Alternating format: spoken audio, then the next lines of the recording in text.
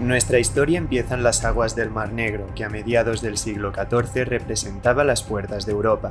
En sus costas del norte se alzaba la ciudad de Cafa, un enclave del gobierno genovés que se convirtió en uno de los principales puertos y centros administrativos de Europa, al monopolizar el comercio del área del Mar Negro y, por tanto, con el lejano Oriente. Desde hacía décadas las relaciones diplomáticas entre Génova y el Imperio mongol, que en su día había sido el mayor imperio de la historia de la humanidad, eran tensas. Las disputas comerciales y los enfrentamientos entre cristianos y musulmanes hacen que el gobierno genovés no cumpla con los acuerdos que a finales del siglo XIII había establecido con el Khan de la Horda de Oro. Toda esta complicada situación política condujo al imperio mongol, movido por las ansias de venganza y el resentimiento de presenciar su propio declive, a expulsar a los occidentales de lo que ellos consideraban todavía sus tierras. Iban a tomar el Mar Negro, costara lo que costara. Y quien fuera el líder mongol en aquellos tiempos, el despiadado Khan de la Horda de Oro, Jani Bek, comandó una enorme fuerza militar para tomar la ciudad de Cafa y, como él esperaba, derrumbar los cimientos de Europa. Sin embargo, había rumores de un mal acechando desde las profundidades de su imperio. Un mal que había nacido entre los bosques de Asia y que estaba aniquilando a pueblos y ciudades de todo el continente asiático. Jani Bek recibió noticias de que a lo largo y ancho del imperio estaban apareciendo brotes de una extraña enfermedad que, según decían, provocaba la muerte de todo aquel que era víctima de ella entre el más insoportable dolor y agonía. Simples leyendas y cuentos oscuros de una sociedad que vivía una época de decadencia, pensó. Él solo tenía una cosa en mente: terminar con el reinado de los europeos y devolver al imperio mongol la gloria que le pertenecía. Y fue así como su ejército atravesó Asia hasta llegar a las puertas de Europa, en aquellas oscuras aguas del Mar Negro. Jani Bek estableció un campamento para sus tropas desde el cual iban a planificar el ataque a la ciudad genovesa. Los europeos no tenían nada que hacer contra la furia de la Horda de Oro, pero en cuestión de días, todo se torció. Las leyendas de los campesinos mongoles eran ciertas. Ese mal oscuro golpeó a las tropas mongoles y sin ninguna explicación, uno tras otro, cientos de soldados caían enfermos de una patología que nadie en esos campamentos comprendía. Con un ejército mermado y con una epidemia que parecía no tener freno, los oficiales pidieron a Jani Bek que retirara las tropas, que se rindiera y que regresaran tiempo después con un nuevo ejército. Pero el Khan no quiso escuchar nada de eso. Él quería hacer caer a Occidente, pasara lo que pasara. Y fue así como en otoño de 1346 tuvo lugar el asedio a Cafa, donde tomó una decisión que iba a cambiar para siempre la historia de la humanidad. Vio en esa maldición que había azotado a sus tropas una forma de hacer caer el imperio europeo. Cargó en las catapultas los cadáveres de aquellos que habían fallecido por la enfermedad y los lanzó dentro de las murallas de Cafa, con la esperanza de introducir en la ciudad una maldición que hiciera tambalear su hegemonía. Los genoveses, aterrorizados por esa macabra visión, lanzaron inmediatamente los cuerpos de los muertos al Mar Negro, pero ya era demasiado tarde. Esa maldición había atravesado las puertas de Europa.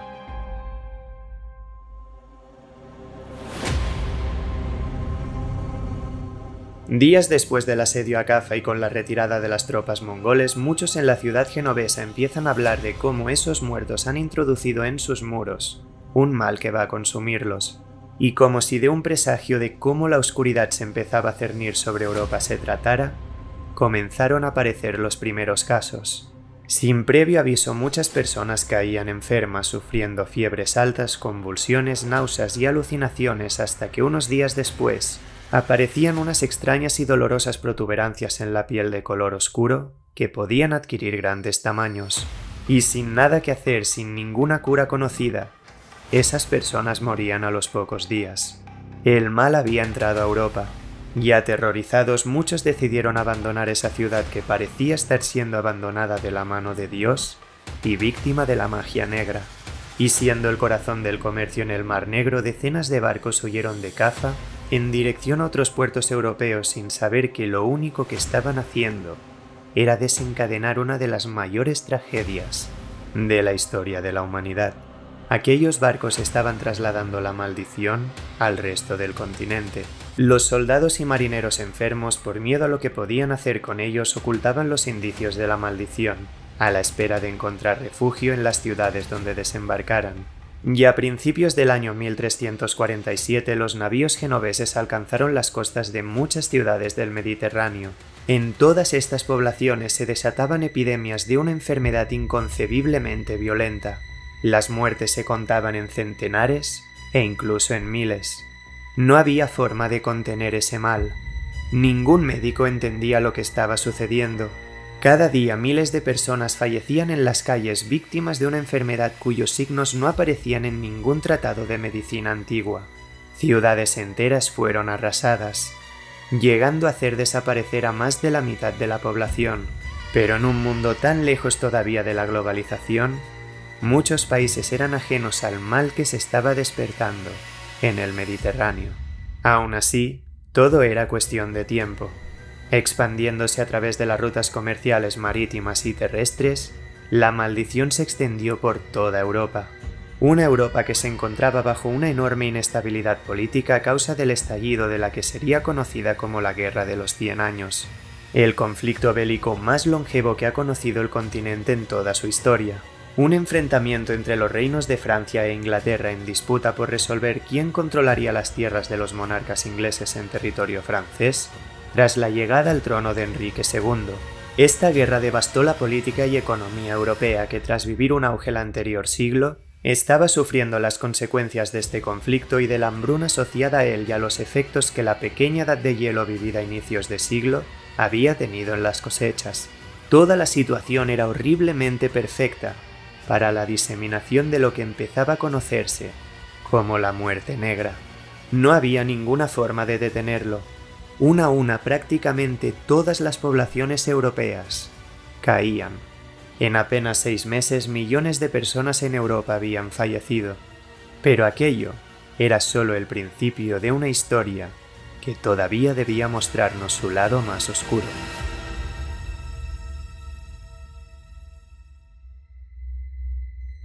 Ha pasado un año desde que la muerte negra empezara su expansión por Europa. Millones de personas han fallecido a causa de esa extraña enfermedad que está aniquilando a la población y cuyo origen es totalmente desconocido.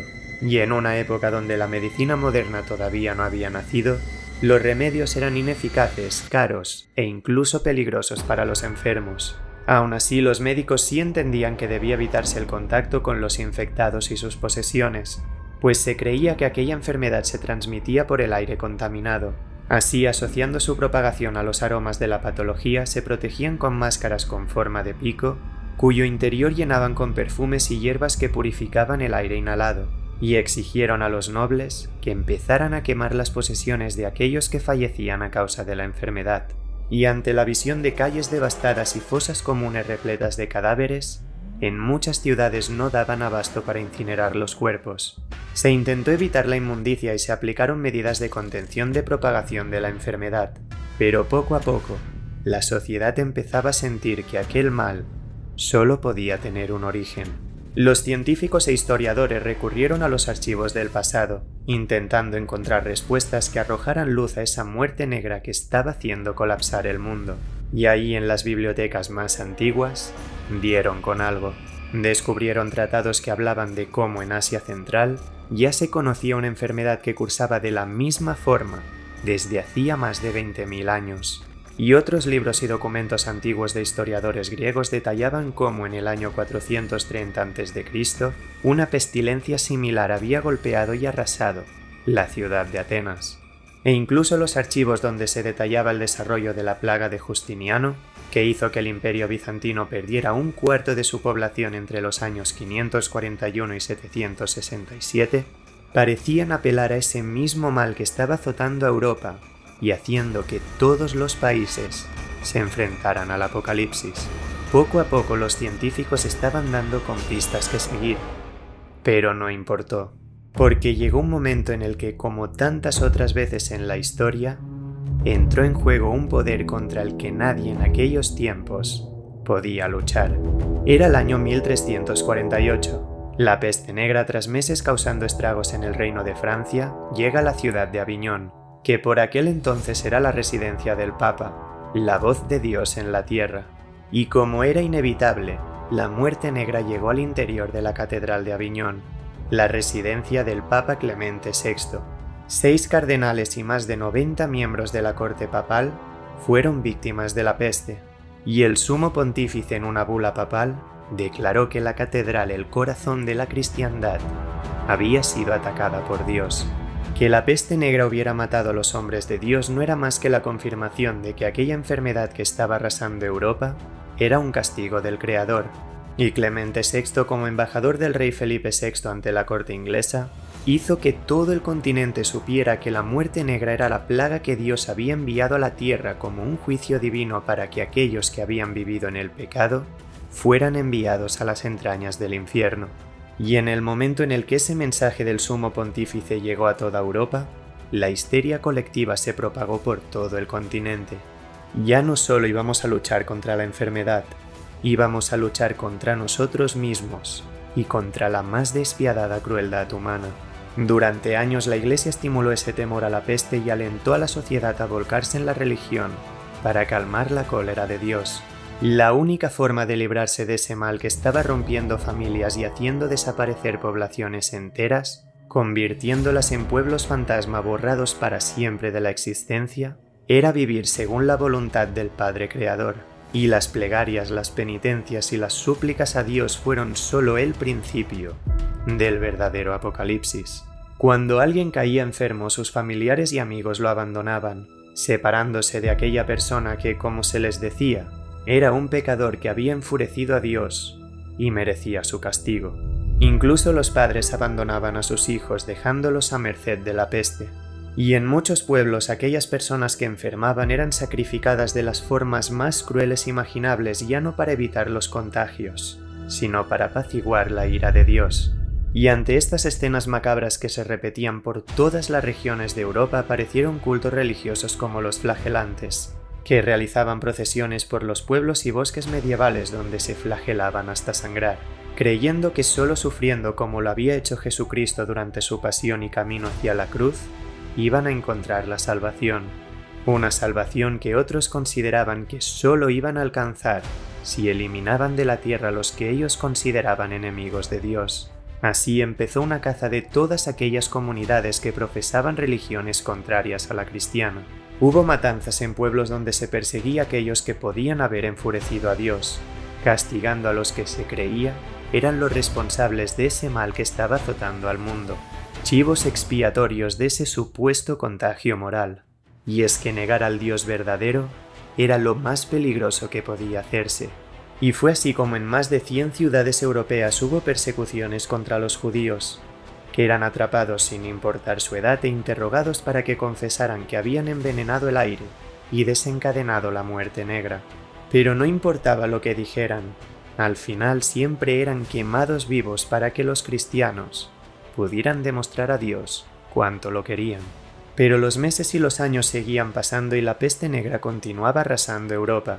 Parecía que nada podía calmar la ira de Dios. Y fue entonces cuando muchos desesperanzados o bien quisieron vivir el juicio final deleitándose con los placeres mundanos o sabiendo que el destino de todos se encontraba en el infierno, encontraron una excusa para hacer todo aquel daño que siempre habían querido cometer sobre otros.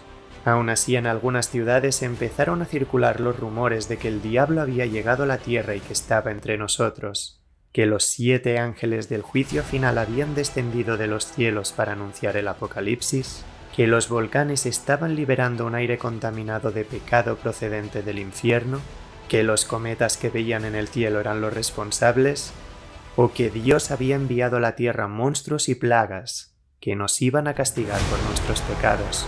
Y fue así como a todo el horror de la peste se le añadieron cultos paganos donde se pedía a deidades que nos protegieran, rituales para invocar a Satanás, creyendo en la existencia de un príncipe de las tinieblas al que podíamos convencer de no aniquilar a la humanidad, y una caza de brujas donde cientos y tal vez miles de mujeres inocentes fueron llevadas a la hoguera para purificar sus almas.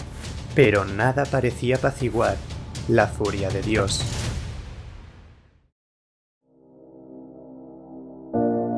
6 años después del asedio a Cafa, en Europa había desaparecido ya más de la mitad de la población, Habíamos empezado a aceptar que el día del juicio final había llegado, pero de repente y en esa sociedad devastada, en 1352 los casos de peste negra dejaron de aumentar hasta prácticamente desaparecer.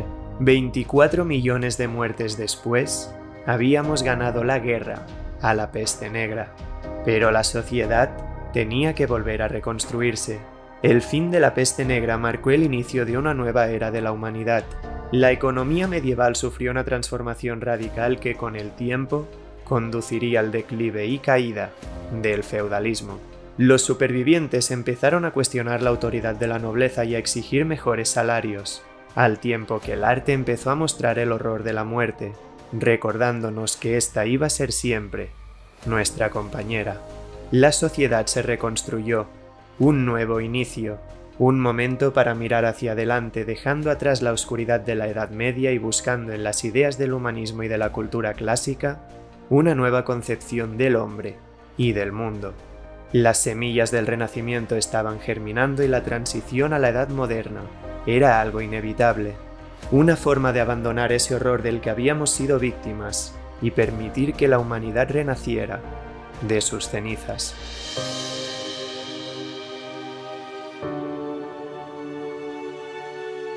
Han pasado más de 500 años desde la que ya en el siglo XIX se conocía como la pandemia de peste bubónica, cuyo número total de víctimas se estimaba ya en entre 75 y 200 millones de personas.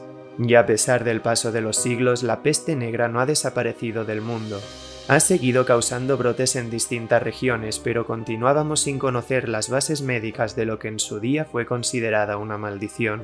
Aún así, todo esto cambiaría con la epidemia de peste en Hong Kong de 1894. Alexandre Yersin, médico y bacteriólogo franco-suizo del Instituto Pasteur, fue enviado al país asiático para investigar la naturaleza microbiana de esa patología y, por fin, encontrar al verdadero responsable de la pandemia de peste negra del siglo XIV. Y fue ahí en un pequeño laboratorio donde analizó las bubas de cadáveres infectados de peste para aislar a la que suponían sería la bacteria causante de la enfermedad. Alexandre identificó unos bacilos que habían estado detrás de la pandemia más devastadora de nuestra historia.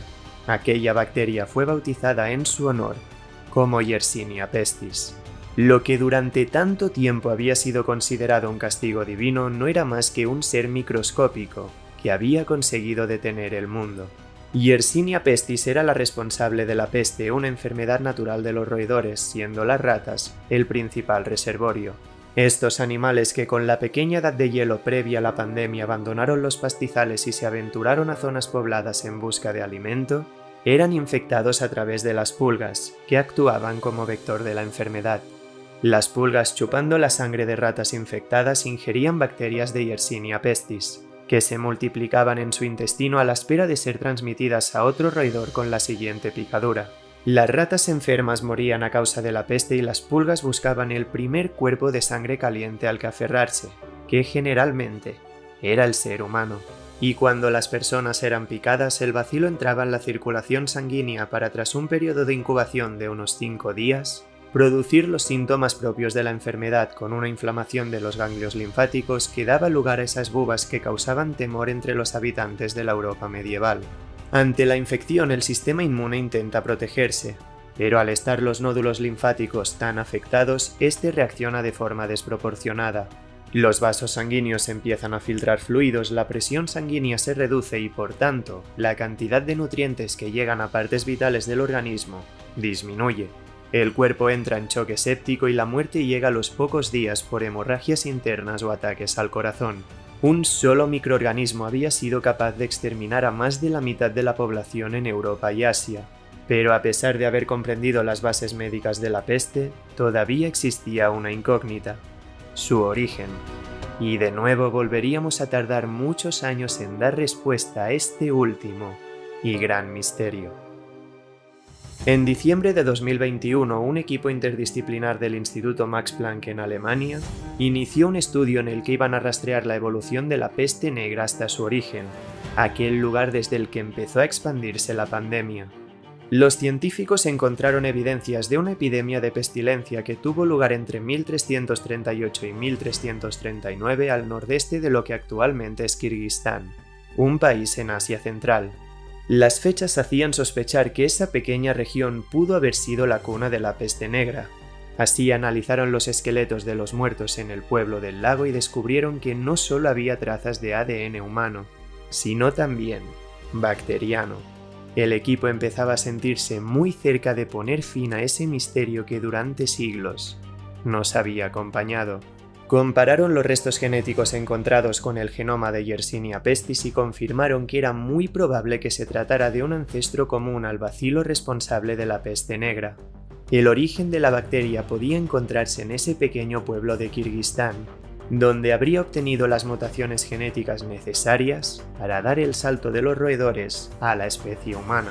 Y tras esa evolución adquirió las características para desencadenar una pandemia, expandiéndose primero por Asia hasta que en aquella decisión que reescribió la historia de la humanidad, el Khan del Imperio Mongol ordenó catapultar los cadáveres de los muertos al interior de la ciudad de Kaffa, introduciendo la bacteria en las puertas de Europa y permitiendo su expansión. Los científicos del instituto publicaron sus resultados en junio de 2022, demostrando cómo la pandemia que cambió al mundo pudo haber empezado en una sola pulga de una sola rata que en ese pueblo de Kirguistán llegó a un ser humano, iniciando la cuenta atrás para el inicio del fin de la Edad Media. Con este descubrimiento, los científicos estaban cerrando un caso abierto durante más de 7 siglos que nos había llevado a explorar los rincones más oscuros de la naturaleza y de la mente humana. La peste negra reescribió la historia de la humanidad, una historia que, por desgracia, ha demostrado otra vez ser cíclica. Y una vez más hemos tenido que cuestionarnos si estamos a merced de esas amenazas microscópicas que acechan desde los rincones invisibles del mundo, o de nuestro más primitivo miedo a lo que hay más allá de lo que podemos ver y comprender.